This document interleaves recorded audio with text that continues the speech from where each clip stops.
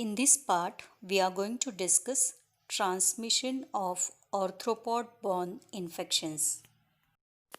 Three types of transmission cycles are involved in the spread of arthropod-borne diseases.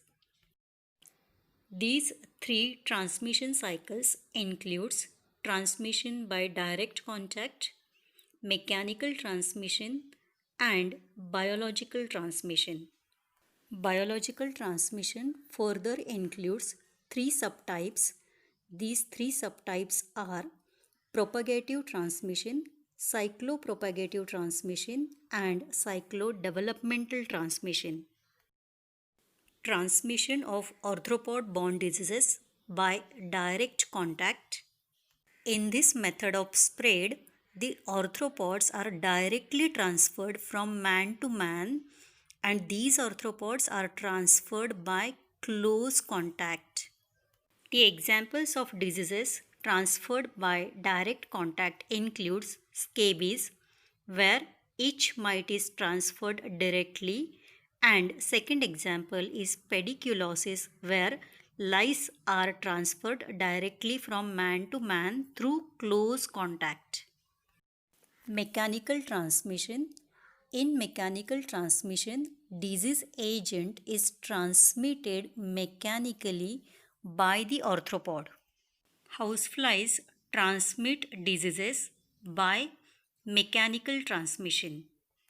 Examples of diseases transmitted by mechanical transmission through houseflies includes typhoid fever, paratyphoid fever, diarrhea, dysentery, etc.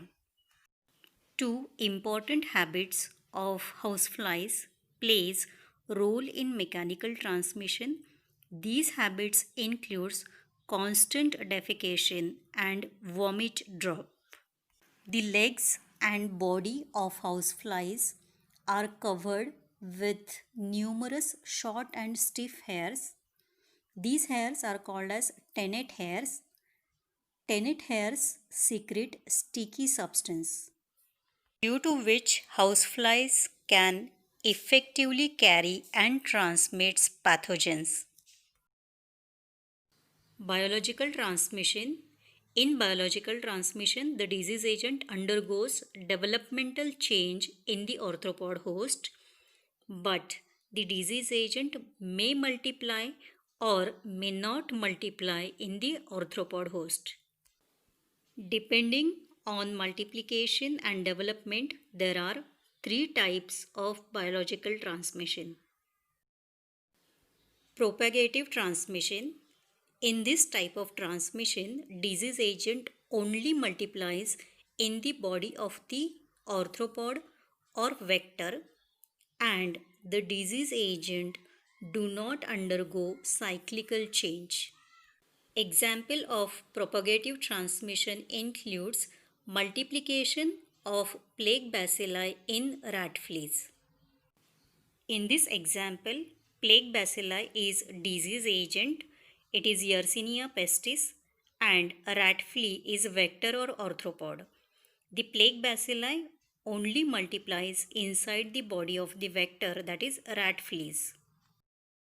Cyclopropagative transmission. In this type of transmission, disease agent multiplies in the body of the arthropod or vector, and in addition, the disease agent undergoes cyclical change.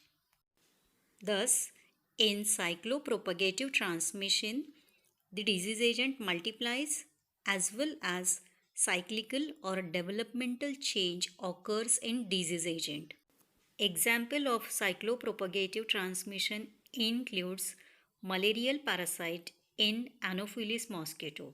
In this example, malarial parasite is disease agent and Anopheles mosquito is vector. The disease agent malarial parasite or the plasmodia, it multiplies in the body of the vector mosquito, and it also undergoes developmental changes like ookinety, oocyst, and finally resulting in formation of sporozoites. Cyclodevelopmental transmission. In this type of transmission, disease agent undergoes cyclical change, but disease agent do not multiply in the body of the vector or arthropod.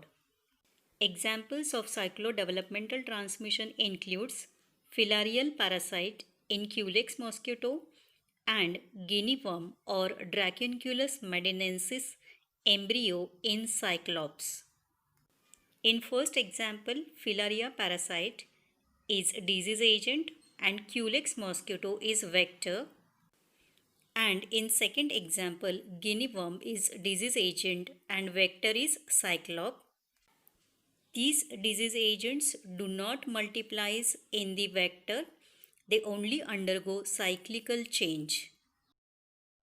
To summarize, in biological transmission, the disease agent only multiplies.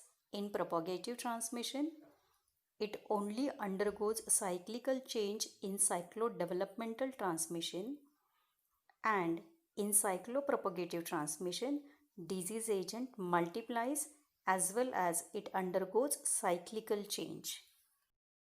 In this discussion, we used different terminologies. Let's see meaning of these terminologies. The word vector means an arthropod or other invertebrate which transmits infection. Infection can be transmitted by inoculation into the skin or mucous membrane, by biting, or by deposit of infective materials on the skin or on the food or on other objects. Extrinsic incubation period. Extrinsic incubation period is the time period required for development of disease agent in the arthropod host. For example, extrinsic incubation period in malaria varies from 10 days to 20 days. It means 10 to 20 days are required for the malarial parasite to develop inside vector mosquito. Extrinsic incubation period may get affected by environmental conditions like temperature and relative humidity. Definitive host. Definitive host is the host in which sexual cycle of disease agent occurs.